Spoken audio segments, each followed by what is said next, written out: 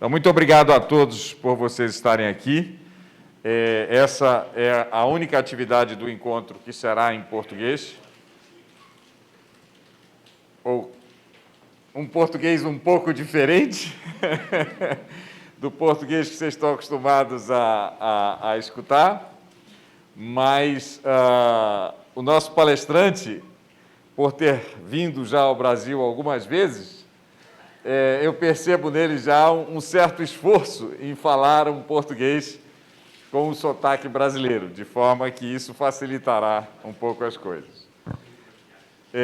Eu tenho a grande satisfação de apresentar para vocês hoje aqui o professor Carlos Alberto Ruivo Herdeiro, que é português de nascimento, fez sua graduação em Portugal, mas sua pós-graduação na Inglaterra, na Universidade de Cambridge. Já fez apresentações em muitas partes do mundo e é conhecido por fazer boas apresentações. Em particular, eu queria dizer que, além de um excelente pesquisador, o professor Carlos Herdeiro é, das pessoas que eu conheço, se não há pessoa, mas uma das pessoas que dá as melhores palestras, seja do ponto de vista técnico, seja do ponto de vista de divulgação científica. Isso o diferencia pelo fato de que, principalmente, ele investe nisso, porque ele sabe que isso é importante. Ser um bom comunicador, especialmente nos tempos de hoje, é fundamental, em que nós precisamos aproximar a ciência do público. Antes de passar a palavra para o professor Carlos, só para finalizar, para deixá-lo a par da audiência que ele tem aqui hoje. Então, obviamente, tem parte do público do workshop, mas também aqui temos muitos alunos de graduação, a maior parte deles de curso de física, mas alguns que não são do curso de física também, e professores também de outros setores da universidade. Então, dito isso, é uma grande honra passar a palavra, então, para o professor Carlos Herdeiro, que nos vai falar sobre buracos negros. Então, peço uma salva de palmas.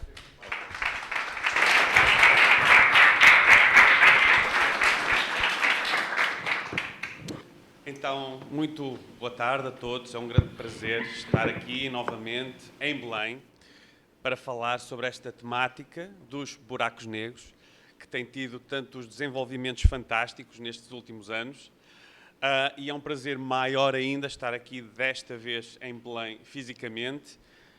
Há 2 dias dei uma palestra, mas foi online, estava em Bogotá, porque fiz uma viagem desde Quito, no Equador, até cá, que demorou 4 dias. Parece que vim de Búfalo, atravessando rios e montanhas. Mas é assim, neste momento estou aqui, é um grande prazer falar-vos sobre buracos negros de uma equação ao Nobel. E faz hoje exatamente 3 anos e 4 dias que dei uma palestra de divulgação aqui em Belém. Na altura havia muita excitação na comunidade científica pela primeira fotografia de um buraco negro que havia sido apresentada em 2019. Este foi o meu slide de abertura nessa palestra. E desde então esta área tem tido desenvolvimentos fantásticos, com cerca de 100 observações de ondas gravitacionais, eventos de ondas gravitacionais, 2 imagens de buracos negros, entre outros resultados históricos que fazem desta uma das mais excitantes áreas nos últimos anos na física e na astrofísica. Então, houve, por causa disso, vários prémios Nobel. O primeiro, de 2017, que foi atribuído a Weiss, Parrish and Thorne, pelas detecções de ondas gravitacionais, os seus contributos. E o segundo, o de 2020, do qual irei falar hoje. E este prémio foi atribuído a Roger Penrose pela descoberta, e passo a citar, de que a formação de buracos negros é uma previsão robusta da teoria da relatividade geral, portanto um teorema matemático sobre buracos negros, e a Ganseli-Guess pela descoberta, e passo a citar, de um objeto supermassivo compacto no centro da nossa galáxia. Este objeto é interpretado como um buraco negro com cerca de 4 milhões de massas solares. Então este é um prémio Nobel para a ciência dos buracos negros, para a sua matemática e para a sua astrofísica.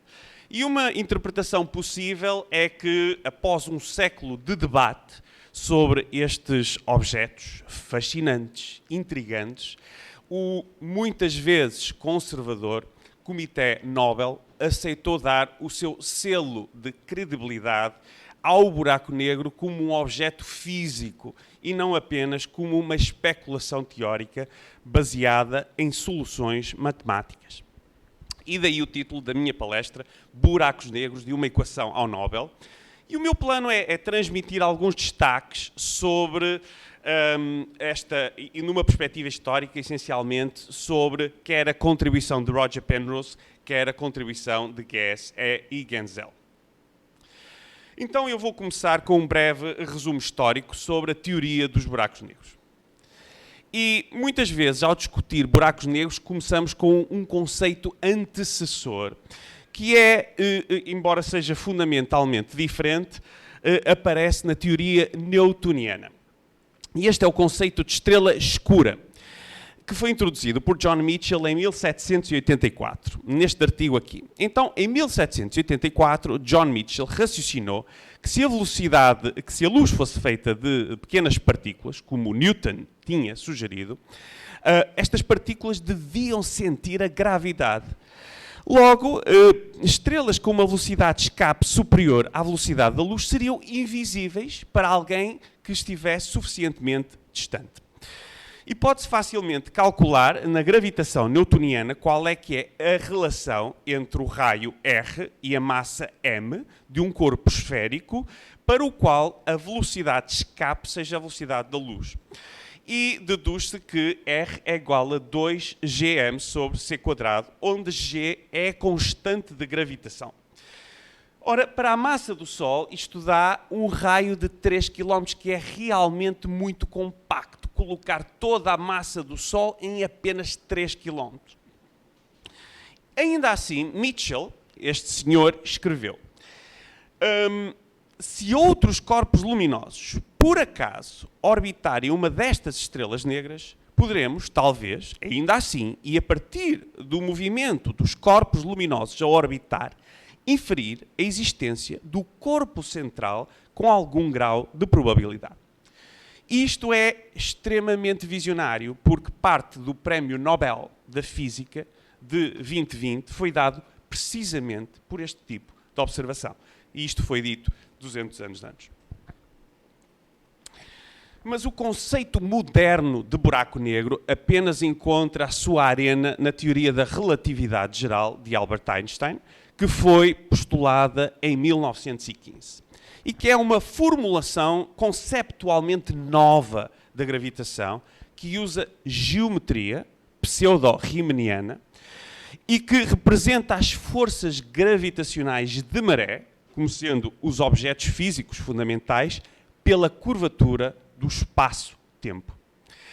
E esta, por sua vez, é determinada pelo conteúdo de matéria e energia nesse espaço-tempo, através destas equações que aqui estão escritas e que são, me desculpem os outros físicos, as mais belas de toda a física.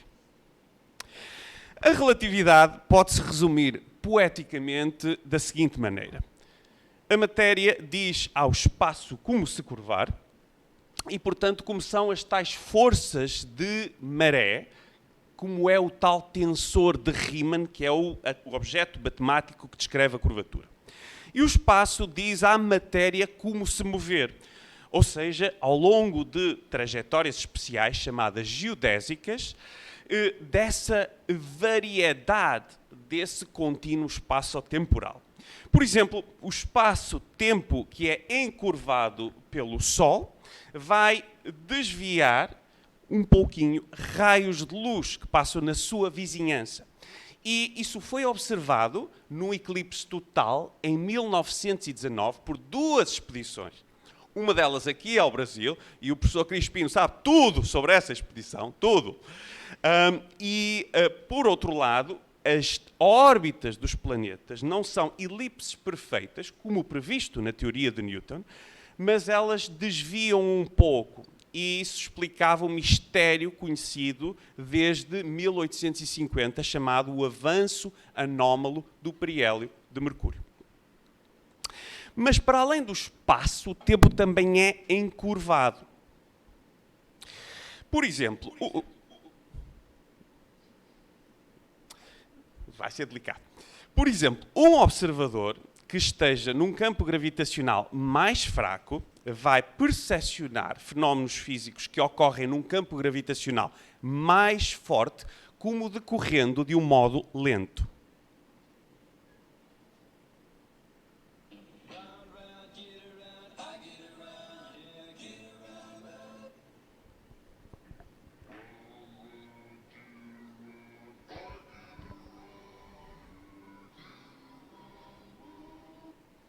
Mas, se o observador estiver no campo gravitacional mais forte, vai percepcionar o fenómeno físico decorrendo com normalidade. Mas esse fenómeno físico a decorrer num campo gravitacional mais fraco vai-lhe parecer mais rápido.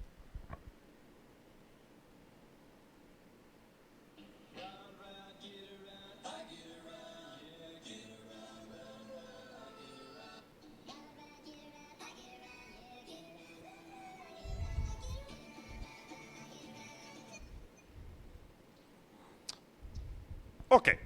Então, este fenómeno do abrandamento do fluir do tempo, que se chama tecnicamente o desvio para o vermelho gravitacional, fica particularmente agudo na vizinhança de um buraco negro, tal como previsto pelas soluções que descrevem estes objetos na teoria da relatividade geral. E a primeira solução exata, não trivial, que descreve estes objetos é a solução de Schwarzschild, descoberta por este senhor, Karl Schwarzschild, em 1915, e publicada no início do ano seguinte, em 1916, quando ele estava a lutar na frente leste do exército alemão na Primeira Guerra Mundial. Embora a sua rotulagem como um buraco negro e a sua compreensão total tiveram que esperar meio século. Então aqui está aquilo que um teórico chama um buraco negro. É um elemento de linha, que é uma espécie de uma versão alargada, infinitesimal do Teorema de Pitágoras, que todos conhecem, só que em vez de ser em 2 dimensões, é em mais. Uma delas é o tempo, é escrito de uma forma infinitesimal e não precisamos de utilizar coordenadas retangulares, utilizamos quaisquer coordenadas. Então aparece ali um parâmetro que é m, e esse parâmetro tem uma interpretação como a massa de um objeto que está a criar uma certa curvatura, neste caso. Estão ali 4 coordenadas, t, r, θ e φ, que descrevem o espaço e o tempo. Vocês podem ver que se m for 0, então aparece ali uma parte espacial que não é mais do que o espaço habitual escrito em coordenadas esféricas, o elemento de linha. Mas quando vamos para aquela coordenada r muito grande, também fica a mesma coisa, também fica apenas essa parte espacial e também a parte temporal, sem dependência em m. O que significa que está a descrever algo localizado. Esta métrica descreve o que se chama o buraco negro de Schwarzschild, que é o buraco negro mais simples da relatividade geral. Mas interpretar esta geometria estava longe de ser trivial. E nos primeiros dias da relatividade geral havia muita confusão. No início dos anos de 1920, por exemplo, o matemático e também político francês Paul Painlevé e o optometrista sueco Alvar Gullström, ambos independentemente, descobriram o que achavam que era uma nova solução das equações de Einstein. Porém, mais tarde, em 1933, o padre e cosmólogo belga, Georges Lemaitre, provou que a sua métrica não era mais do que a métrica de Schwarzschild, mas escrita em coordenadas diferentes.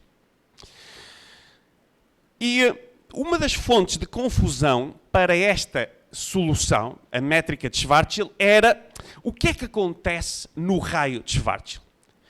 O raio de Schwarzschild é quando R é igual a 2gm sobre c quadrado, que já vimos nesta palestra. É precisamente quando na teoria newtoniana temos um corpo esférico com uma velocidade de escape igual à velocidade da luz.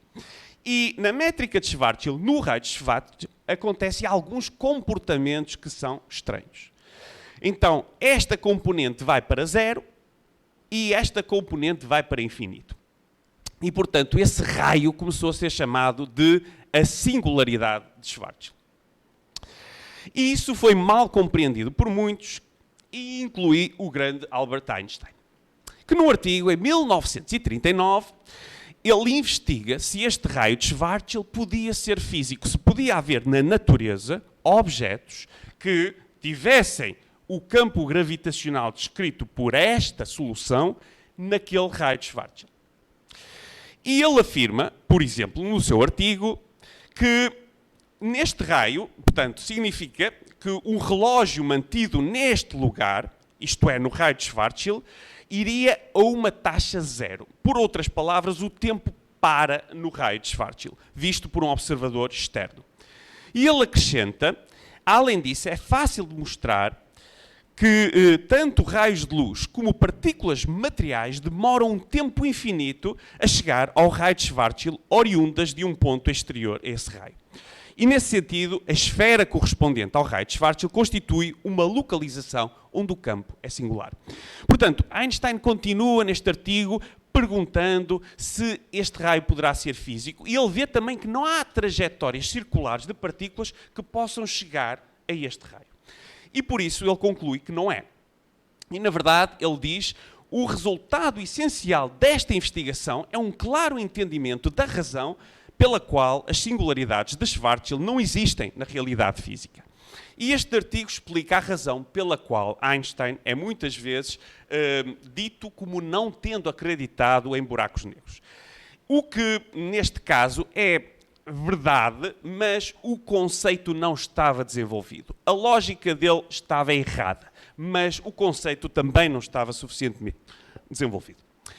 E isso foi tornado explícito num artigo, que é este aqui, que foi publicado nesse mesmo ano, de 1939, no dia em que começou a Segunda Guerra Mundial, 1 de setembro de 1939, com a invasão da Polónia pela Alemanha nazi. E neste artigo, o físico norte-americano Oppenheimer, que foi o pai da bomba atómica que acabou com a Segunda Guerra Mundial, curiosamente, porque dirigiu o projeto Manhattan, juntamente com o seu aluno, Arthur Snyder, eles investigam o que é que pode ser o raio de Schwarzschild e entendem-no pela primeira vez corretamente. Então, eles estudaram o colapso de uma nuvem de material que estava a cair com simetria esférica e concluíram que o tempo total do colapso, medido por um observador a cair com a matéria estelar, é finito. Portanto, aquele problema que Einstein tinha visto, que o tempo parece parar quando alguma coisa se aproxima daquela superfície, daquele raio de Schwarzschild, não é verdade para todos os observadores. Quando estão a cair em queda livre para aquele raio, isso não acontece. Além disso, e crucialmente, eles perceberam que o raio de Schwarzschild é aquilo que nós agora chamamos de horizonte, embora sem usar esse termo. Eles afirmam na introdução do artigo que a estrela, portanto, tende a fechar-se de qualquer comunicação com um observador distante. Apenas o seu campo gravitacional persiste. Vemos aqui o nascimento da ideia moderna de buraco negro, que é uma região do espaço-tempo aprisionada. E, portanto, é algo que é fundamentalmente diferente daquilo que era o conceito newtoniano daquela estrela negra. Numa estrela negra não se conseguia comunicar com uma região suficientemente distante. Aqui há um aprisionamento muito mais severo. Não se consegue comunicar com qualquer região exterior a esse raio de Schwarzschild.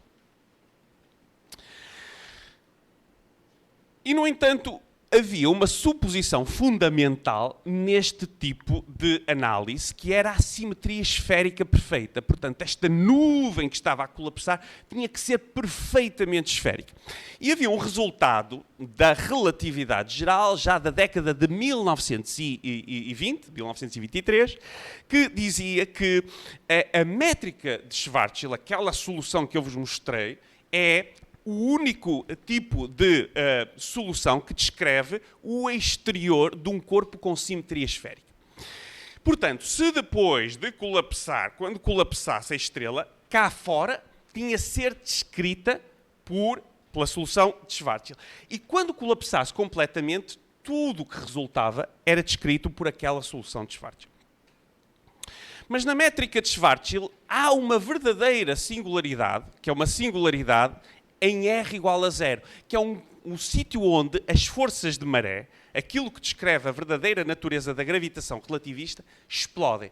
Onde qualquer objeto, como este microfone, é totalmente destruído, esticado em várias direções pelas forças de maré. Assim, este colapso gravitacional vai criar uma região do espaço-tempo que é aprisionada, porque se gera aquele horizonte, e onde está escondida uma tal singularidade, onde as forças de maré são infinitas. Ora, estas forças de maré infinitas são uma assinatura de que a teoria falha. E então a questão era, será que isso era por causa desta simetria esférica perfeita? Então, se não houvesse um colapso de uma estrela que fosse totalmente esférico, será que a matéria poderia ressaltar? Como é que podia toda a matéria concentrar-se num ponto se não houvesse essa simetria esférica perfeita? Então, durante várias décadas, houve uma certa pausa no desenvolvimento destas ideias. Mas a poeira só começou a assentar na década de 1960. Uma época que pode ser chamada o renascimento da relatividade geral, após 2 décadas, 1940s e 50s, em que houve uma investigação muito lenta na relatividade geral. E o progresso veio em 2 direções distintas. Primeiro, na discussão das soluções exatas que descrevem os buracos negros, que era como tinha sido descoberta a maior parte da informação sobre o que acontece quando a gravitação é muito forte. Por outro lado, houve, de facto, também um conjunto de técnicas novas que foram desenvolvidas sem usar soluções exatas. E isso foi o campo onde o Roger Penrose, o matemático físico britânico, deu a sua grande contribuição e pelo qual ganhou o Prémio Nobel de 2020. Motivado pela descoberta recente dos quasares, de que falarei um pouco mais adiante, Penrose tentou analisar o colapso gravitacional sem qualquer suposição de simetria, assumindo apenas que a matéria que estava a colapsar era razoável, e neste caso quer dizer que é uma energia positiva. Isso implicou ter que inventar novas técnicas matemáticas para definir o que é um buraco negro e para definir também aquilo que é uma singularidade. E isso foi, portanto, introduzido neste artigo aqui, que é essencialmente o artigo pelo qual ele ganha o Prémio Nobel. Um artigo com 3 páginas. E, portanto, é isso que vocês precisam para ganhar um Prémio Nobel. 3 páginas bem escritas. E isto, se não levarem mais nenhuma lição daqui, levem esta. Não é preciso muito. É preciso bom. Então, o conceito-chave que Penrose introduziu para definir uma região de buraco negro foi o conceito de uma superfície aprisionada. E podemos tentar entender pictoricamente esse conceito. Então, eu vou considerar uma superfície que é bidimensional. Podem pensar como uma bola de futebol. Podia ser também uma bola de futebol americano, portanto, de rugby, que não é perfeitamente esférica. Não precisa de ser redonda. E estão a ser emitidos raios de luz para fora, ortogonalmente à superfície. Então, para uma superfície esférica normal no espaço plano, os raios de luz que estão a ser emitidos para fora a frente de luz vai expandir. Eles divergem. Mas no espaço-tempo curvo pode acontecer que os raios de luz que estão a ser emitidos para fora convirjam. Eles próprios colapsam. E quando isto ocorre, nós temos uma superfície aprisionada. Portanto, uma superfície aprisionada é uma superfície bidimensional, que é fechada e que tem a propriedade que os raios de luz que estão a ser emitidos para fora, para o seu futuro, e no entanto convergem. Diz-se que eles têm uma expansão negativa. Porque de facto não estão a expandir, estão a contrair. E uma superfície com expansão zero, que está no limite, é chamada uma superfície marginalmente aprisionada ou horizonte aparente. E num espaço-tempo que está em equilíbrio, a tal fronteira de um buraco negro, que se chama o horizonte de eventos, vai coincidir, em geral, com esse horizonte aparente. Ou seja, uma superfície onde os raios de luz não expandem nem contraem. Então este aqui é um famoso diagrama que aparece pela primeira vez no artigo de Penrose, de 1965, naquele artigo de 3 páginas. Está retocado, tem umas cores mais bonitas, mas o diagrama estava lá. É um diagrama de espaço, que está na horizontal, versus o tempo, que está na vertical. Cada ponto é um evento, é algo que acontece no espaço e no tempo. E em cada evento podemos fazer o cone de luz futuro, que é amarelo. Quando temos uma partícula com massa, uma partícula material, que coincida com um certo evento, ela tem que se deslocar dentro deste cone de luz. Portanto, este movimento aqui é permitido, mas este aqui não é. E os raios de luz deslocam-se dentro deste cone de luz, ou melhor, no cone de luz. Então, este é um raio de luz que se desloca para o interior e este aqui para o exterior. Este diagrama descreve o espaço-tempo de um buraco negro que se está a formar. Então, inicialmente temos a matéria que está a colapsar, lá embaixo, e a determinada altura, nessa altura ainda é possível escapar. Embora o cone de luz já esteja apontando um pouco para o centro, uma partícula material ainda pode escapar, pode ir para fora.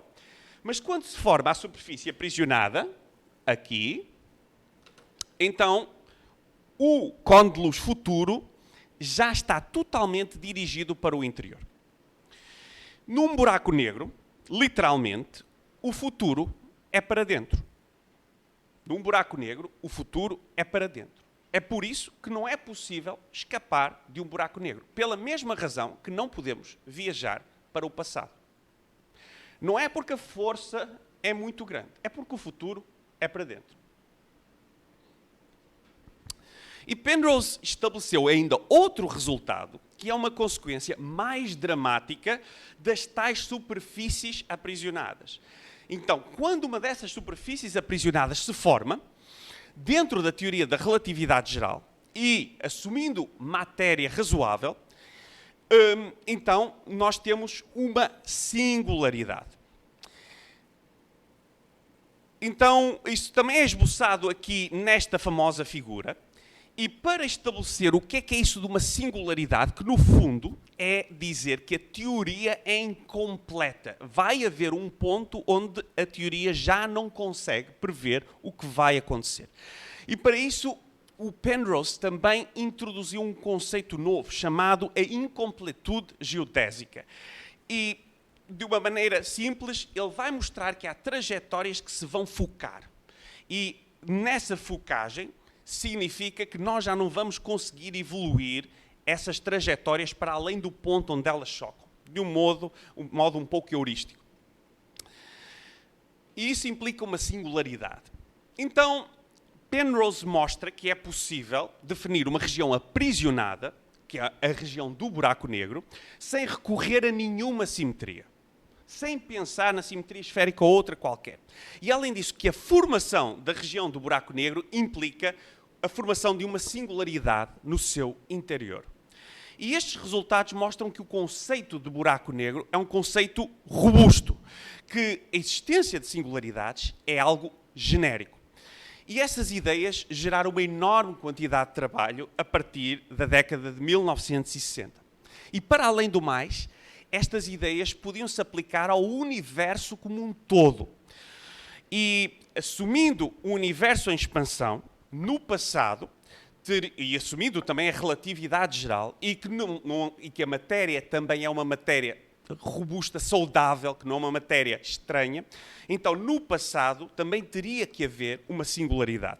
E esse é um teorema que foi feito pelo Roger Penrose com o Stephen Hawking em 1970 e que é o teorema da singularidade cosmológica. Por outro lado, na frente destas soluções exatas, falando dos dois desenvolvimentos, também só nesta época é que se conseguiu perceber bem o que era a tal solução de Schwarzschild. E isso foi feito com um trabalho, em particular, deste senhor, o chamado Martin Kruskal, e também do trabalho de outro senhor chamado George Szekers, que mostraram que a solução de Schwarzschild tem mais regiões do que aquelas que parecia na primeira análise, e produzindo algo que agora chamamos a máxima extensão analítica do espaço-tempo. E a visualização disso é dada por uma técnica que foi introduzida mais uma vez também por Roger Penrose, em 1963, chamada compactação conforme, e que permite ver todo o espaço-tempo de uma maneira compacta. E este é o diagrama de Penrose, do espaço-tempo de Schwarzschild, desta solução de buraco negro. E temos aqui não só a região inicial, que é a região que está fora do buraco negro, aparece aqui a região do buraco negro, mas também aparecem duas novas regiões, chamada a região de um buraco branco e o novo universo paralelo, e que são fantásticas para a ficção científica. Mas, infelizmente, não são realistas. Infelizmente, para os escritores de ficção científica. São apenas uma abstração de um buraco negro que existiu sempre. Porque para um buraco negro que seja astrofisicamente realista e formado através do colapso gravitacional, apenas a tal região exterior e a região de buraco negro são expectáveis. Dizer também que o artigo daquele senhor que vos falei aqui, este senhor que está aqui, tem uma história curiosa. Este senhor trabalhava na Universidade de Princeton e ele era um físico de plasmas. E então havia lá um físico muito influente chamado John Wheeler. E o John Wheeler, em conversa com o Martin Kruskal, gostou da ideia do Kruskal de introduzir um sistema coordenado que de facto cobria todas estas regiões que eu vos mostrei. O Sr. Kruskal fazia isto, enfim, no seu tempo livre, porque ele era um físico de plasmas. E o John Wheeler disse-lhe, você devia escrever um artigo. E o Kruskal, não, quer dizer, não fez isso. Então, o John Wheeler decidiu escrever o artigo pelo Martin Kruskal. Escreveu um artigo, mandou o artigo para publicação, só que se esqueceu de dizer ao Sr. Kruskal disso. Mas só colocou lá o nome do Martin Kruskal, não colocou lá o nome dele. Então, um dia, o Sr. Kruskal recebe um artigo, já aceite na revista, com o nome dele, para rever as provas. E aquilo que denunciou quem tinha escrito o artigo foi que as figuras eram muito boas. E o John Wheeler era conhecido por fazer figuras fantásticas. Portanto, arranjem amigos assim, colaboradores assim, que escrevam os artigos por vós, e aí terão certamente meio caminho para o sucesso. Bom, mas apesar desta solução de Schwarzschild ter sido muito influente, faltava-lhe um ingrediente muito importante, que era a rotação, porque esta solução descreve um corpo esférico e estático. Praticamente, sem exceção, tudo no universo roda. A Terra roda em torno do seu eixo, as estrelas rodam em torno... Portanto, os buracos negros a existirem deveriam ter rotação também. Haveria uma solução de buraco negro com rotação, e isso foi uma procura que demorou 50 anos, meio século, porque era matematicamente muito difícil resolver as equações.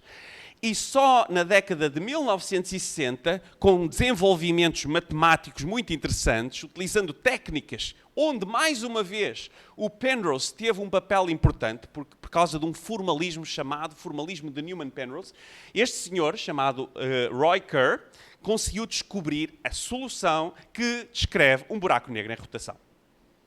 Esta é a nova métrica, é a equação a contemplar, é muito bonita, é muito elegante, tem muitas propriedades que são de facto fascinantes e que se reduz, quando agora este parâmetro de rotação A é 0, vai se reduzir à outra métrica de Schwarzschild.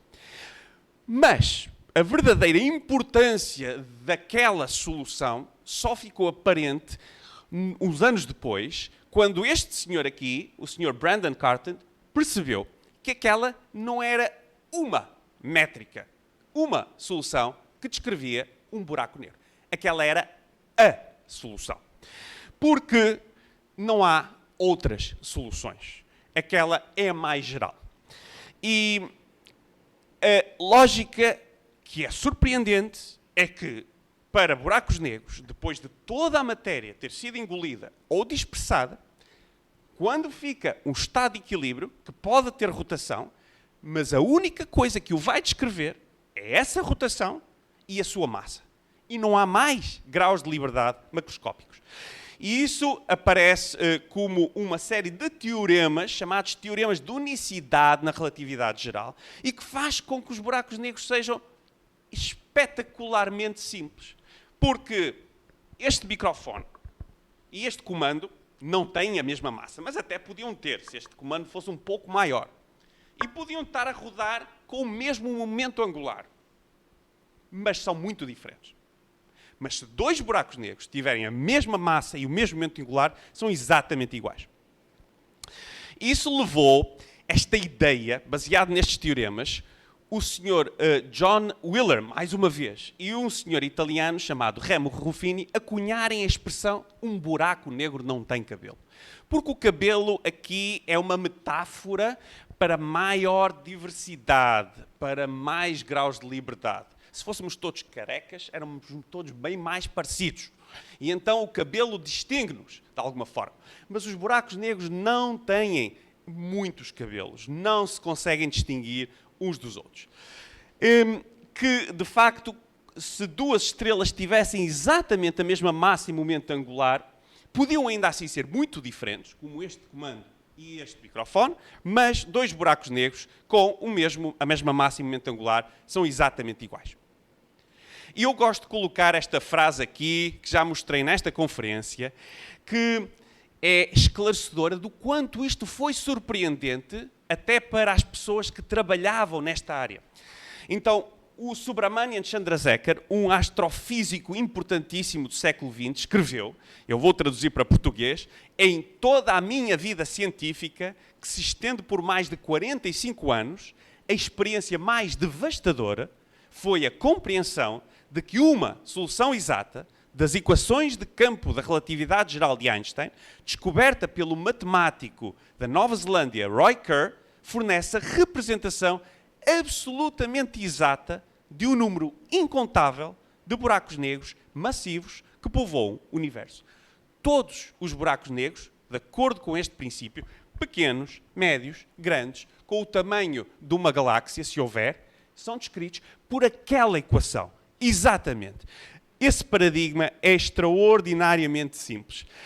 E isso chama-se a hipótese de Kerr, que é que, de facto, nestes buracos negros que nós conhecemos, e temos evidência, eu já vou falar sobre isso, buracos negros com massas da ordem de algumas massas do Sol até cerca de 100 massas do Sol, das observações de ondas gravitacionais e também de raio-x, que já falarei, até buracos negros que têm uma massa de 10 levantada a 5 até 10 levantada a 10 massas solares, que temos evidência das observações das imagens, também de fontes rádio e também de órbitas no centro da nossa galáxia, todos esses buracos negros são muito parecidos, são iguais a menos de 2 parâmetros. Mas antes de vos falar da evidência para os buracos negros, evidência observacional, porque agora foi só matemática, eu gostava de vos contar uma história, que é como é que o nome de buraco negro surgiu. Até ao final da década de 1960, não existia na literatura o nome buraco negro. Não existia. E o folclore é que o termo buraco negro foi introduzido mais uma vez pelo John Wheeler, já vos falei. Este é o tal senhor que escreveu o artigo para o outro. Então, é um senhor muito curioso, um cientista muito curioso. E então, o John Wheeler tem este livro aqui, onde ele conta a história de como é que o termo buraco negro surgiu. E ele conta uma história que é muito, muito estranha. Ele diz que no final de 1967, ele deu uma palestra em Nova Iorque sobre os pulsares que tinham sido descobertos recentemente pela Jocelyn Bell Burnell em Cambridge. E então, nessa altura, não sabiam bem o que eram. Estavam ainda a discutir a sua natureza. E estavam a entreter a ideia que eles eram objetos gravitacionalmente totalmente colapsados. Ou seja, o que nós chamamos um buraco negro. E então ele dá uma palestra em Nova Iorque e ele está a repetir esta expressão. São objetos gravitacionalmente totalmente colapsados. E a determinada altura diz, bem, este nome é muito longo, eu preciso de um nome mais curto. E alguém na audiência terá se levantado e dito, por que não buraco negro? Bom, ele não diz se essa pessoa quem era ou se essa pessoa foi identificada. Mas o facto é que ele diz que gostou do termo e ele escreveu na redação da sua palestra que foi publicada no ano seguinte, em 1968. E esta é a redação da sua palestra. É um artigo que não é científico, não técnico, portanto, foi publicado na American Scientist e onde ele escreve pela primeira vez o tal termo buraco negro. E imediatamente a seguir, a comunidade científica começa a usar, talvez não consigam ver, mas são 2 artigos científicos já de 1969, 1970. Este aqui, um dos autores é precisamente o Werner Israel, que é um relativista muito famoso, e começa a aparecer o nome. No entanto, esta foi apenas a história que o Wheeler decidiu contar, porque há outra história. Acontece que em 1963, 4 anos antes da alegada conferência em Nova Iorque, onde Wheeler recebeu de alguém que não é identificado a sugestão do termo buraco negro, houve uma reunião de físicos muito influente chamada The First Texas Symposium, que aconteceu para discutir alguns desenvolvimentos na área muito importantes. E na última década, há cerca de 9 anos, veio à tona que o termo buraco negro, com o seu significado atual, já estava sendo utilizado neste encontro portanto, isso causa alguma questão. E, na verdade, ele apareceu o termo impresso em reportagens sobre esse evento e também sobre um outro evento. Este aqui é um dos exemplos, Black Holes in Space. Se lerem o artigo, isto é com o significado moderno e está aqui em 1964. Então, estes usos anteriores do termo buraco negro vieram à tona, como eu disse, num congresso que foi o 27º Simpósio do Texas, que aconteceu em 2013, 50 anos depois do primeiro que aconteceu em 1963. E nessa altura, o astrofísico Hong-Ye Chu confirmou que ele próprio, em 1963, já estava a utilizar na tal conferência no Texas o termo buraco negro. E que ele tinha ouvido pela primeira vez esse termo num colóquio em Princeton em 1961 ou 62 por este senhor, Robert Dickey. Dando sequência a esta pista, numa entrevista, o filho deste senhor, ele já não estava vivo, o filho dele confirmou que quando ele era criança, portanto, o filho deste senhor era criança, que quando algo desaparecia em sua casa, o pai, este senhor, dizia, se calhar caiu no buraco negro de Calcutá. Então, o que é o buraco negro de Calcutá? Existe um lugar em Calcutá denominado o Buraco Negro de Calcutá, podem ver na Wikipédia, que existiu eventualmente, ficou tristemente célebre na história da Índia Britânica. Então, era uma pequena prisão que estava num forte chamado Fort William, em Calcutá, que não teria espaço para mais do que 3, 4, 5, 6 prisioneiros em simultâneo.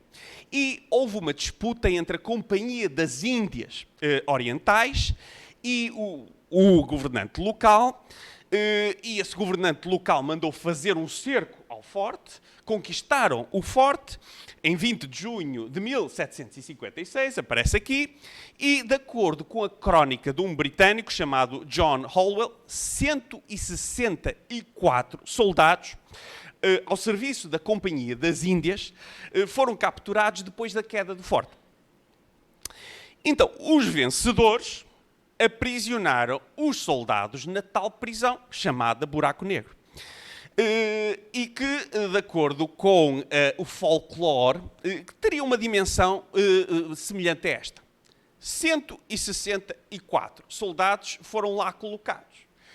Foram tão apertados que não conseguiam fechar a porta e, durante essa noite, 123 deles morreram asfixiados ou esbagados. Os detalhes desta descrição são disputados. Há quem diga que isto é propaganda britânica. Talvez. Não seria o primeiro caso. Mas, de facto, há memória sobre isto. E cá está. Isto é um memorial que existe em Calcutá. E se conseguirem ler aí, diz lá, portanto, há memória de 123 pessoas, to the memory of 123 pessoas que morreram na prisão do Buraco Negro do antigo Fort William na noite de 20 de junho de 1756. Mas, independentemente da precisão histórica, a história era conhecida do Robert Dickey, que terá encontrado alguma analogia entre este colapso gravitacional que dá origem aos buracos negros e o esmagamento das pessoas que aconteceu, hipoteticamente, naquela prisão. Ora, Dickey era colega de Wheeler, em Princeton. E numa conversa informal que nós trouxemos à tona no nosso artigo, em 1996, Wheeler terá reconhecido que esse nome, Buraco Negro, já era recorrente nas conversas entre eles os dois, no início da década de 60.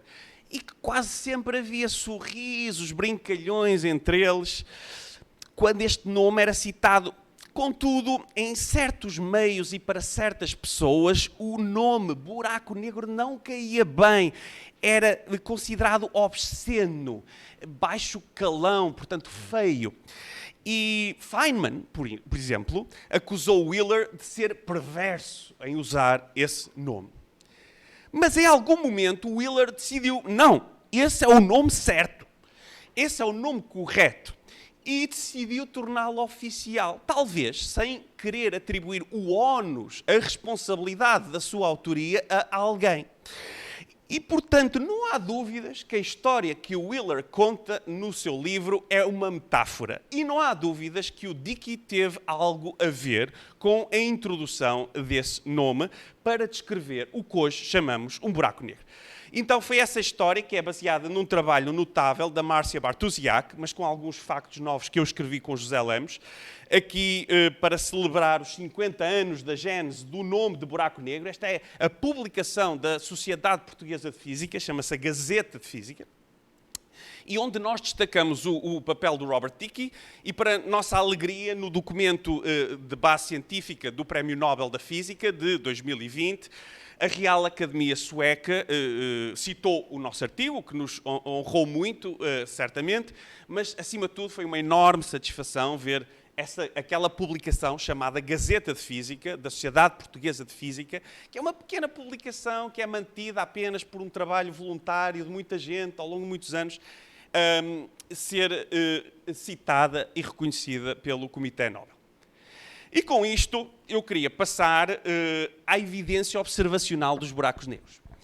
Porque os buracos negros têm esta perspectiva dupla. Por um lado, são soluções matemáticas de equações da relatividade geral, cuja análise física e matemática é rica e elaborada. Por outro lado, as observações sugerem que eles realmente existem no cosmos, numa ampla variedade de massas e com diferentes evidências observacionais. Então, historicamente, os candidatos a buracos negros surgiram como fontes rádio na década de 1930, sendo a primeira o Cisne A, por ser na constelação do Cisne. Eu não sei se vocês chamam o Cisne exatamente, mas pronto. E também fontes de raio-x, onde há uma fonte chamada Cisne X1, descoberta em 1964. Então, porquê estes desenvolvimentos? Na década de 1930 começou a haver desenvolvimentos importantes na astronomia rádio. Também, não só, por exemplo, o radar foi inventado nessa altura, que desempenhou um papel muito importante na Batalha de Inglaterra. Portanto, foi uma época em que este tipo de radiação começava a ser explorado. E um astrónomo americano chamado Groth Reber fez o primeiro mapa rádio do céu. E havia lá fontes, e uma delas que se destacava era esta, Cisne A. Isto é uma imagem moderna, o hipotético buraco negro está aqui, do hipotético buraco negro saem jatos, não é do buraco negro, mas do seu ambiente, são, usando a energia de rotação do buraco negro, existem estes jatos, que são jatos colimados, que depois encontram o meio interestelar e formam estes lobos, e vê-se esta emissão forte no rádio devido à radiação de sincrotão. Hoje, portanto, pensa-se que está aqui um buraco negro com uma massa de cerca de 2 vezes 10 levantada a 9 massas solares. Em Portugal a gente chama isso, portanto, 2 mil milhões. Vocês aqui chamariam 2 bilhões. Nós só chamamos bilhão a milhão de milhões. E quanto vocês chamam bilhão a 1000 milhões? A minha conclusão é que é mais fácil ser bilionário no Brasil do que em Portugal. E mesmo com o real a 5-1, portanto...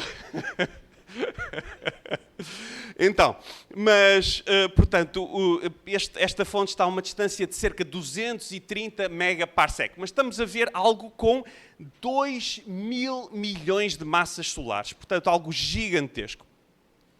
E isto é o exemplo do que se chama hoje uma galáxia rádio, que é uma galáxia com uma forte emissão no rádio, devido ao que se chama o núcleo galáctico ativo, ou em inglês AGN, Active Galactic Nucleus. E uma parte da evidência que temos para buracos negros, tradicionalmente, vem precisamente destas fontes rádio.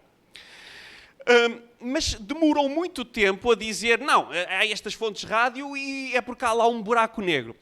Bom, um dos passos fundamentais foi a descoberta dos quasares, que aconteceu na década de 1960 e que foi a causa para aqueles congressos científicos que falei, o First Texas Symposium in Relativistic Astrophysics, e também para o trabalho do Roger Penrose. Foi precisamente esta descoberta.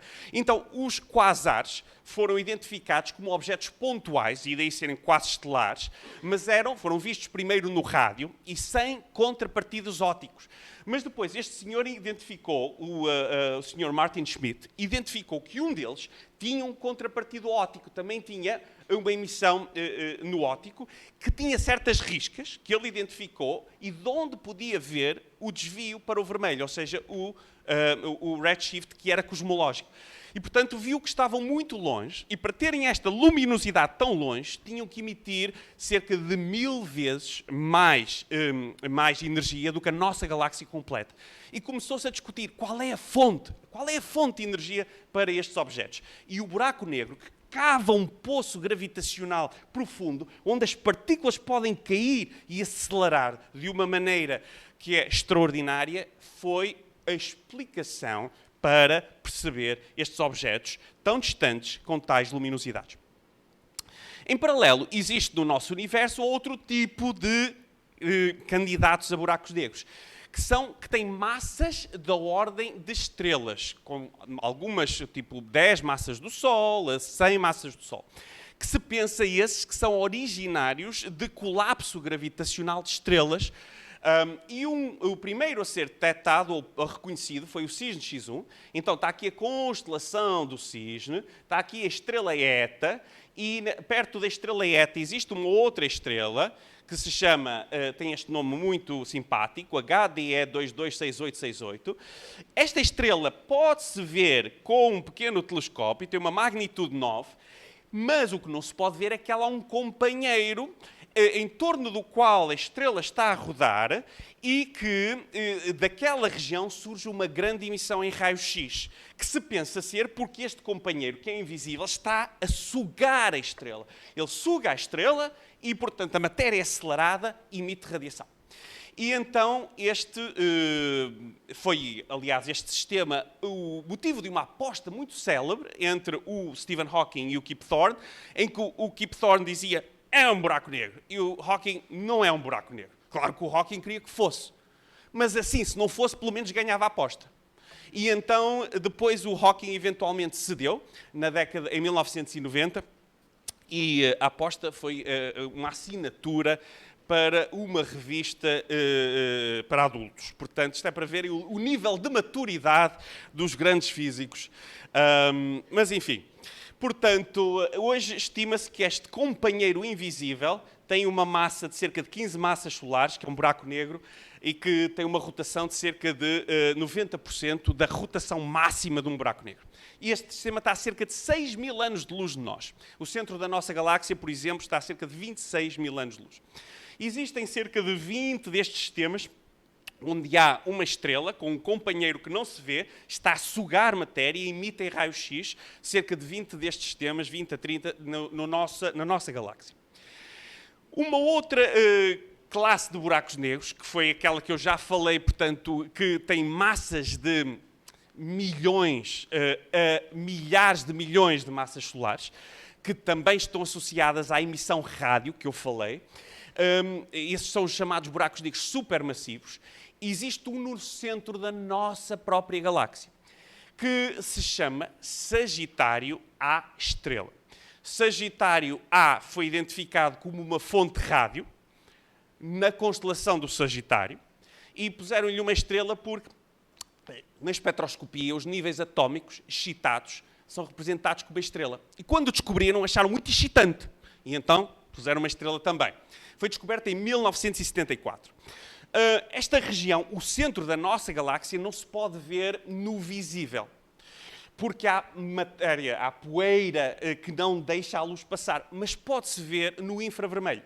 Então, usando radiação infravermelha e usando uma técnica chamada óptica adaptativa, foi possível, durante os últimos cerca de 30 anos já, desde a década de 1990, seguir estrelas individuais que andam à volta do hipotético buraco negro, que está, de onde se vê daquela região a emissão rádio, que está no centro da nossa galáxia. E isso foi feito por dois grupos competidores, um nos Estados Unidos, na UCLA, e outro na Europa, do Max Planck, que se chama Gravity Collaboration. E eles tiveram resultados que são, de facto, fantásticos. Portanto, cá está. Se olharem para o céu, e aqui no Hemisfério Sul é melhor, bom, estamos no Hemisfério Sul, não, estamos quase no Equador, não é? Mas para mim já é Sul. Mas então, se olharem para o Escorpião, está ali o centro da nossa galáxia.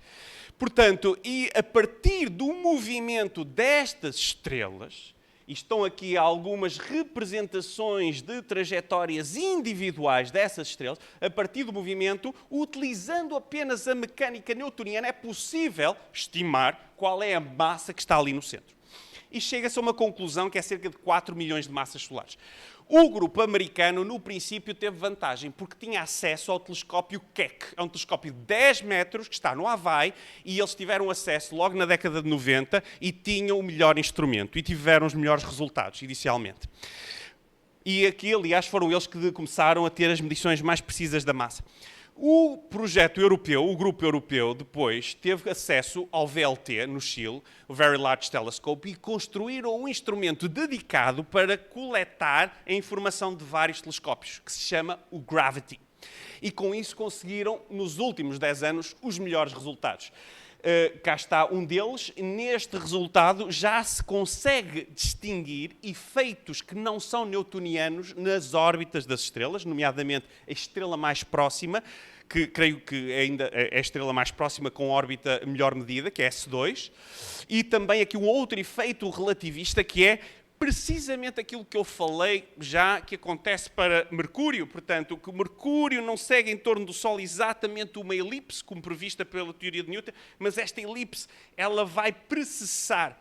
E eles viram o mesmo efeito. Só que enquanto que para Mercúrio isso é o 0,1 segundos de arco, é um número muito pequenino por revolução, aqui é cerca de 12 minutos de arco por revolução. Portanto, é um efeito muito maior. Isto apesar de que esta estrela ainda está relativamente longe do buraco negro central. Está a cerca de 1000 raios de Schwarzschild. Lembram-se daquela coisa que eu falei logo no início do raio? Está a cerca de 1000 raios de Schwarzschild no seu periastro. Portanto, ainda não é uma sonda daquilo que é a verdadeira região de gravitação mais forte. Portanto, há outras observações que se chamam clarões ou hotspots, que são estrelas, pensa-se, que estão-se a aproximar muito do buraco negro central e são destruídas. Isso dá origem a um clarão. Só que, apesar de ser uma medida mais próxima do buraco negro, não é vista uma órbita muito bem definida e, portanto, não é tão boa para testar, por exemplo, o que é que está a acontecer em termos da interação gravitacional. Em qualquer dos casos, foi esta redundância de ter dois grupos a competir e a ter resultados concordantes que terá convencido o conservador Comitê Nobel que esta era a observação para suportar um prémio Nobel aos buracos negros. Mas também é verdade que isso será suportado por outras observações que, entretanto, surgiram. E devo dizer também que na citação do Comitê Nobel não é dito buraco negro. É dito, portanto, pela descoberta de um objeto compacto, supermassivo, no centro da nossa galáxia. O Comitê Nobel tem que defender-se e, portanto, é sempre muito... E se daqui a algum tempo disserem, mas afinal não é um buraco negro, é uma estrela de bosões. Então, como é que é? Não, um objeto compacto que é supermassivo. É assim. E então, mas houve outras observações, que vou falar muito brevemente, que também deram força e deram a justificação a este prémio. A primeira é a detecção das ondas gravitacionais, que abriu um canal que é, de facto, o canal mais espetacular que temos neste momento para percebermos o que são os buracos negros, quantos é que há, que tipos é que há, o que é que eles realmente são, que são as detecções de ondas gravitacionais. Este é o sinal de ondas gravitacionais. Eu não vou falar muito, é uma espécie de sons, se quiserem, para tentar distinguir da informação que vem do canal eletromagnético, que são a radiação eletromagnética, aquilo que nós vemos. Isto é uma espécie, é outro canal. E, portanto, vamos chamar os sons do universo, são as ondas acústicas do espaço-tempo, num certo sentido, com algumas distinções relativamente às ondas acústicas habituais. Portanto, e então, neste momento, há 90 eventos, portanto, foram detectados já cerca de 90 eventos, já houve 3 catálogos que foram publicados das 3 sessões de observação. E então, estes eventos resultam da colisão de objetos muito compactos, normalmente buracos negros, mas também estrelas de neutrões, e pode ser algumas estrelas de neutrões e buracos negros.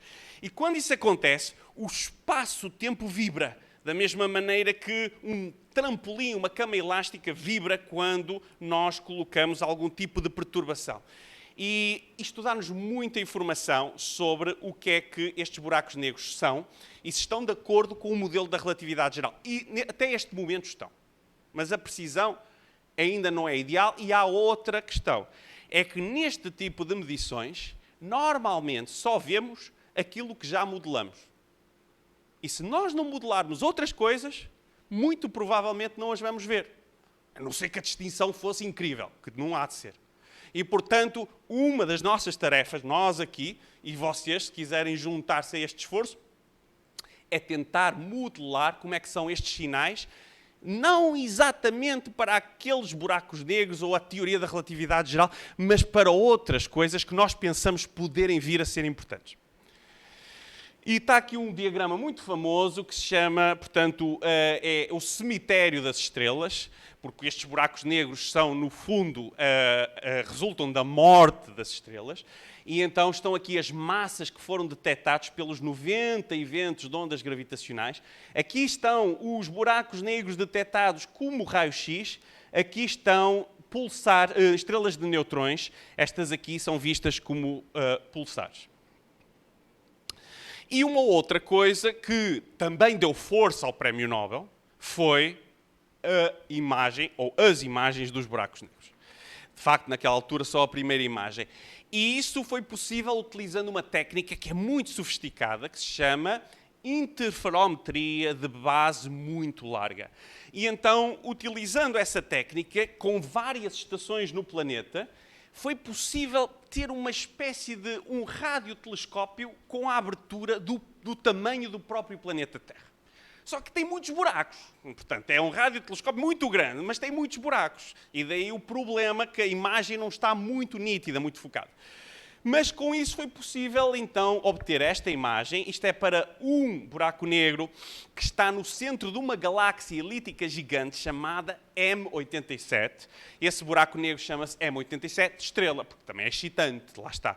Portanto, a estrela aparece assim.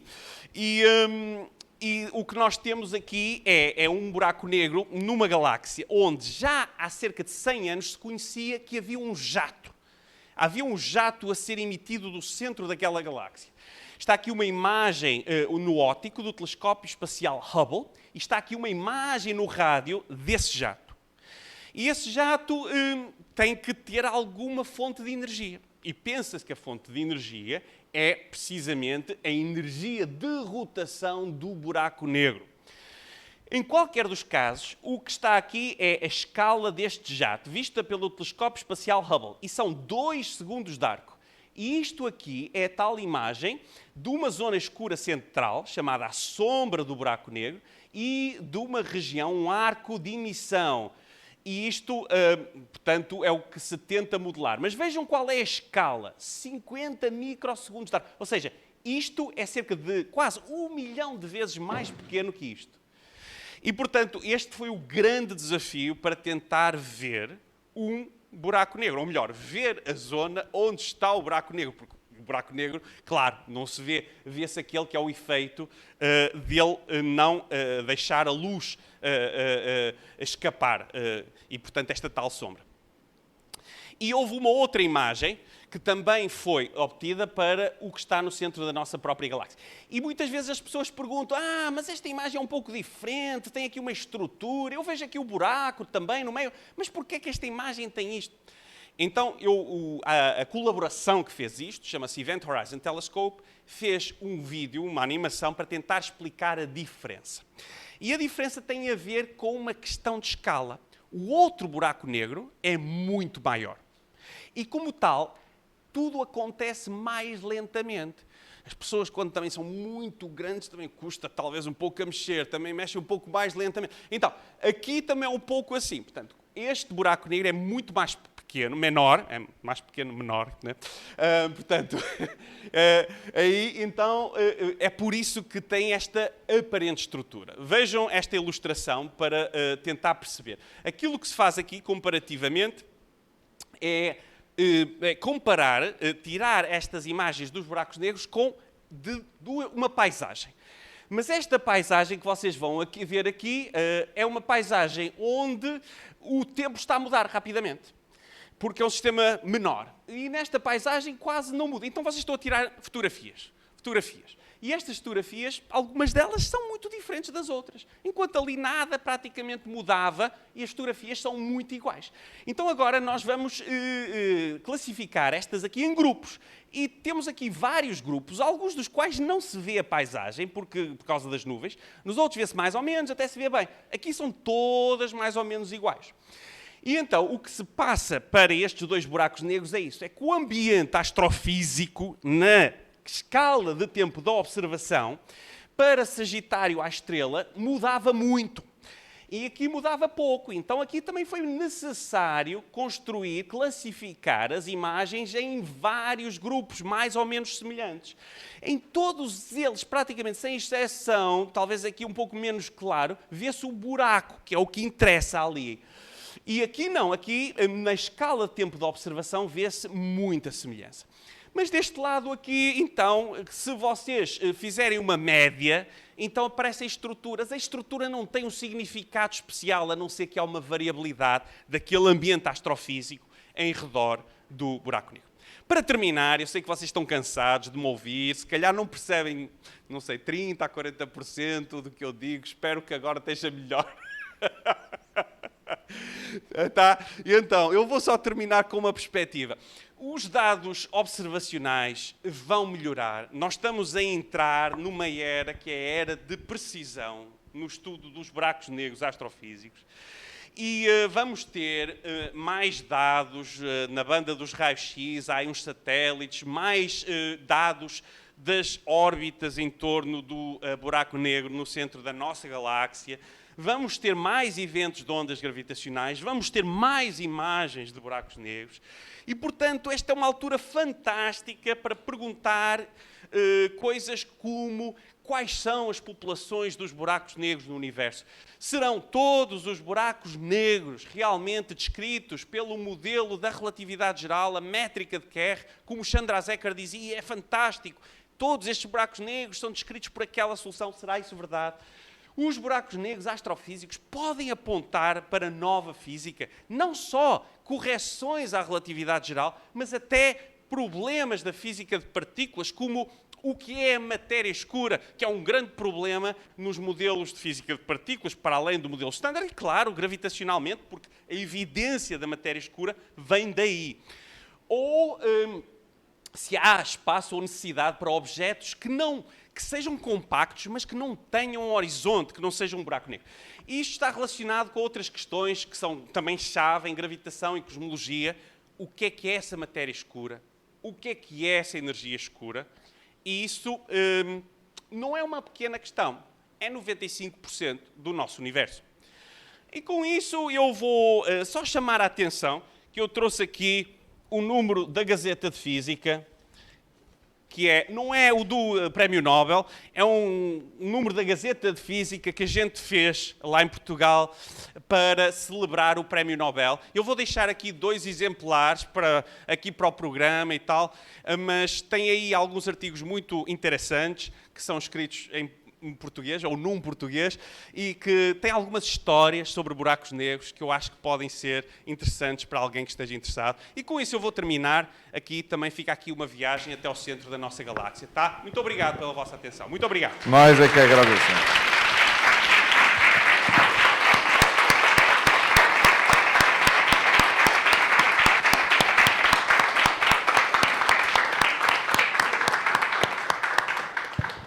Antes de nós nos dispersarmos, Jadir, por favor, vem aqui para fazer a fotografia. Vocês vão ficar sentados aí do jeito que está. Jadir? Só para... Enquanto isso, vocês vão pensando aí nas perguntas para fazer para o Sr. Carlos, aqueles que tiverem algum compromisso e tal, podem ir, mas antes faremos a fotografia. Esse auditório está bonito, né? Cheio de gente aqui que veio prestigiar o professor Carlos, e aí vamos sentar e vamos tirar a fotografia. Aí depois vocês estão liberados para perguntas ou para o jantar. Jadir, tira lá uma fotografia. Senta aí, Carlos, senta ali. Senta aqui? Ali. Em algum lugar. Fica aqui, Pedro Lourenço.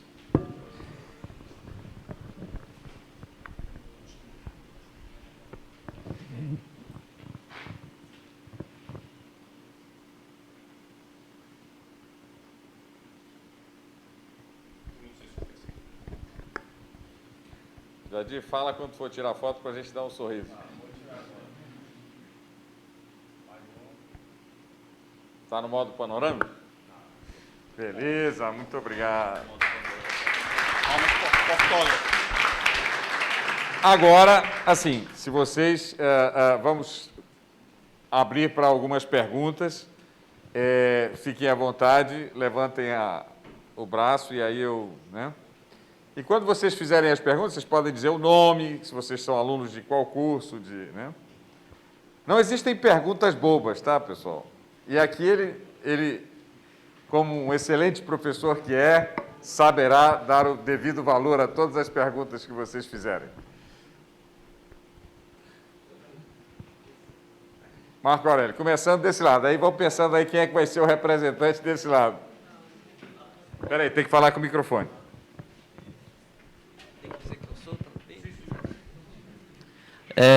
Boa noite a todos, né? Meu nome é Marco Aurélio, eu faço doutorado em Física aqui no PPGF. E, bom, primeiramente agradecer o professor pelo excelente seminário. É sempre bom ver as suas apresentações, eu sempre fico muito feliz. E serve de inspiração para a gente fazer as nossas próprias apresentações, né? Pegar alguns elementos assim, descaradamente, enfim. É o que eu faço. Aprendemos uns dos outros. Então, A minha pergunta, na verdade, eu fiquei intrigado quando o senhor utilizou o termo matéria saudável. certo. E aí eu fiquei pensando, o que seria essa matéria saudável? É a que satisfaz, por exemplo, a condição de energia forte? E se esse for o caso, bem, tem vários cenários que essa condição é violada, então eu fiquei pensando assim, qual seria uma definição mais razoável do que seria essa matéria saudável? Pois é, né? A gente está falando aqui para um público mais alargado e então não vamos falar em condições de energia. Mas no caso dos teoremas da singularidade, aquilo que se assume é a condição de energia nula. E, portanto, que implica, em particular, a condição de energia fraca. E, portanto, implica, em particular, que a energia é positiva. Portanto, aqui, se falarmos em energias negativas, não é? O que é isto, energias negativas? Aí não seria, nesta definição, matéria saudável. Claro que, por exemplo, falaste na condição de energia forte. É uma condição de energia um pouco diferente, porque nós temos que a usar, por exemplo, para a inflação. E, portanto, não é uma condição dramaticamente pouco saudável, chamemos-lhe assim. Portanto, de facto, até faz parte do nosso, de alguma maneira, modelo standard. Mas a violação das condições de energia dominante ou fraca, e em particular da condição de energia nula, que depois implica a violação dessas todas, tipicamente é considerada mais patológica, portanto, menos saudável. Obrigado, Marco Aurélio. Obrigado, Sr. Carlos. Bom, eu queria dizer, uma palestra dada por o Português do Brasil precisa realmente de um glossário, né? E a cada vez que eu assisto, né, quer dizer, um português falando, eu realmente me surpreendo. Por exemplo, estrela de bosões, é porque bosões, fotões, né, o que nós chamamos de bósons e fótons, né? O fóton, em Portugal, se chama fotão. Mas hoje eu aprendi que Havaí, em português de Portugal, se chama Havai. Havaí. Então, todo dia, na conversa, a gente aprende uma coisa nova.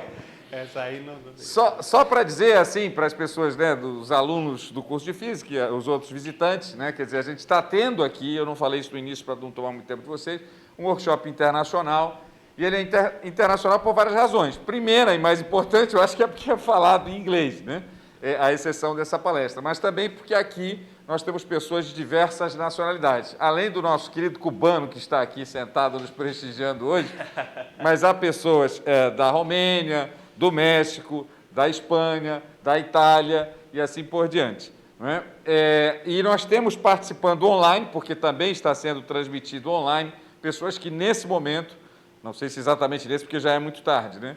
Estão em Portugal, estão na Espanha, estão na Inglaterra. Então, assim, para mostrar para vocês, né, quer dizer, que a ciência, ela torna esse sonho possível, né? Esse sonho de nós nos comunicarmos com todo o planeta, né? Não só de pessoas de todo o planeta virem aqui se comunicar com a gente, mas também de nós nos comunicarmos. Mas, para isso, é preciso, né, que tenha um idioma comum. Né? Pensou-se um dia que talvez fosse o Esperanto, né? Quem sabe o latim, o francês, o Esperanto, mas hoje é o inglês e nós temos que aprender inglês.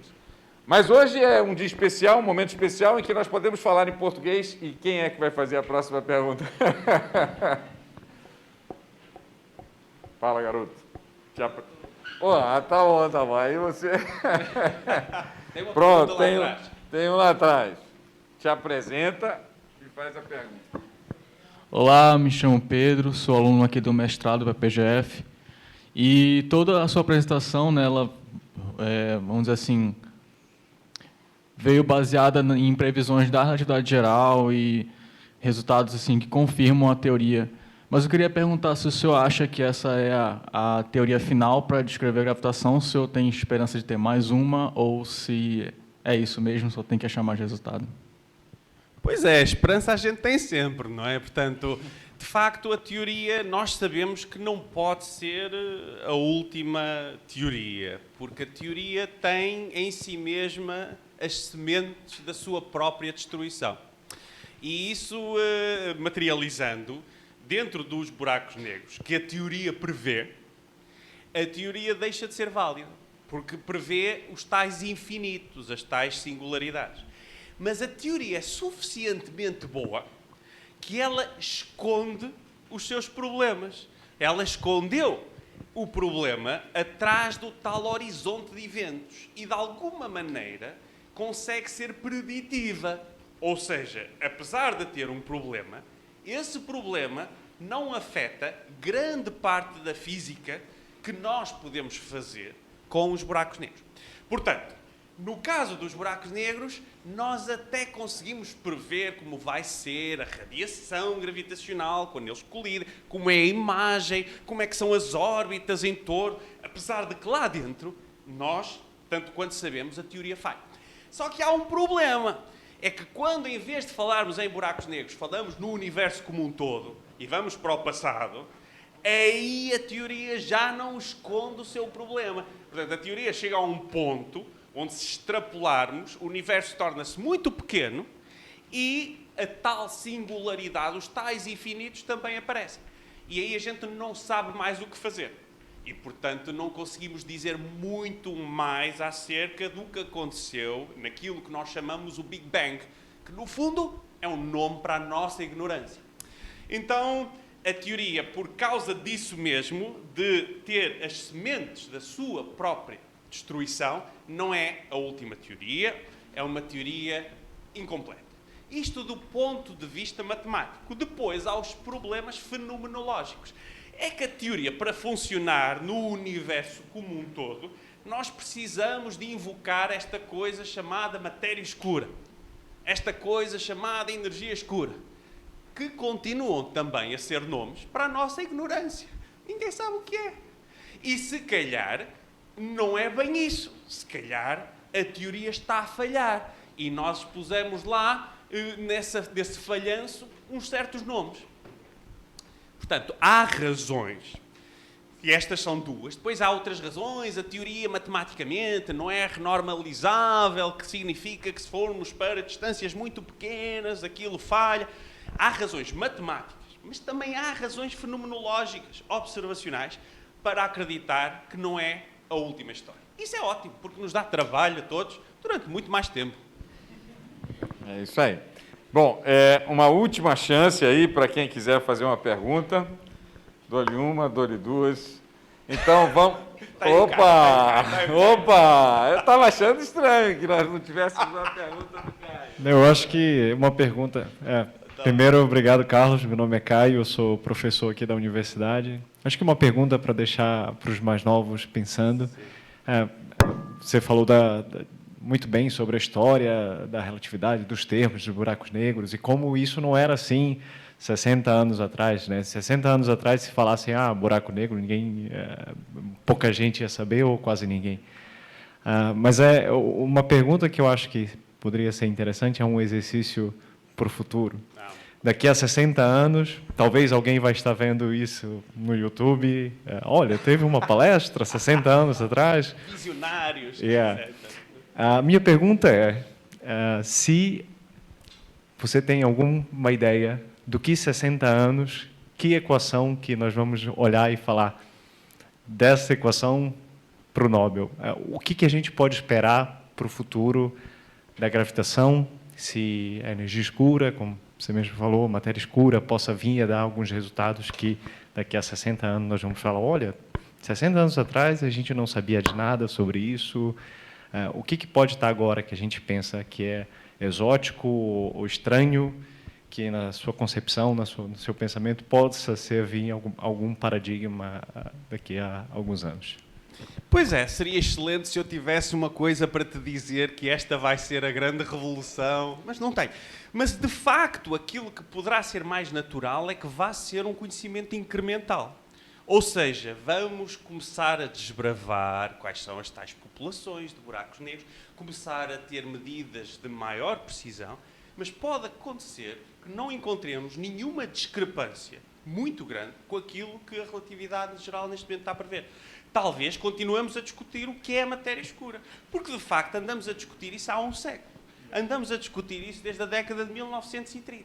E eu acredito no seguinte, que é, se nós pensarmos, por exemplo, no desenvolvimento da mecânica quântica, física e se perguntassem a alguém, em 1850, estava o Caio na audiência de uma palestra de um Carlos Herdeiro que estava a falar sobre os átomos. E então o Caio perguntou ao Carlos Herdeiro: e tu, o que achas que vai ser o grande desenvolvimento sobre o átomo? E o Carlos Herdeiro: não sei bem, temos estas estruturas indivisíveis e provavelmente vamos perceber o melhor que são. Mas o Carlos Herdeiro não sabia dos espectros atómicos, não sabia do problema da radiação do corpo negro, não sabia do efeito fotoelétrico. E era impossível, sem isso, ter previsto a mecânica quântica. E esse é o meu problema com muito dos desenvolvimentos da gravitação quântica. Por exemplo, que é certamente aquilo, enfim, que poderá estar ali, algumas pistas sobre o que é que poderá ser o buraco negro e tal. Porque nós, sem qualquer guia observacional, experimental, eu acho, sinceramente, que estamos destinados a falhar. Porque este é um salto tão grande como saltar de uma bola de futebol para o átomo. E, portanto, se vai acontecer alguma revolução, essa é a minha única previsão. Vai ser guiada por algum dado observacional, experimental, que hoje ainda não temos, ou se temos, ainda não o interpretamos. E essa é a minha única... Porque, de resto, eu acho que vai ser um caminho. Porque aí estamos a falar em ruptura. Senão vai ser suavemente. Afinal, a distribuição de buracos negros no universo é assim, é assada e tal. Agora já sabemos que aquelas teorias escalar tensorial, aquela já está ruled out, não é? Mas vamos estar nisso. A não ser que aconteça de facto. Temos que ter o nosso espectro atómico. Pode ser que realmente, dos modos quase normais de observação de alguns eventos de ondas gravitacionais especiais, venha essa pista para a revolução. Mas isso eu não consigo prever. E acho, sinceramente, que ninguém consegue. Porque vai ter que ser a natureza a dizer-nos o que é. Bom, obrigado, Caio, pela pergunta. Obrigado, Carlos, pela resposta. Muito interessante a resposta. Então, vou fazer de novo, hein? Dou-lhe uma, mais alguma pergunta? Dou-lhe duas. Então, olha, foi muito agradável, mas mesmo as coisas mais agradáveis têm um final, tá certo? Muito obrigado a todos por vir aqui, e especialmente ao professor Carlos.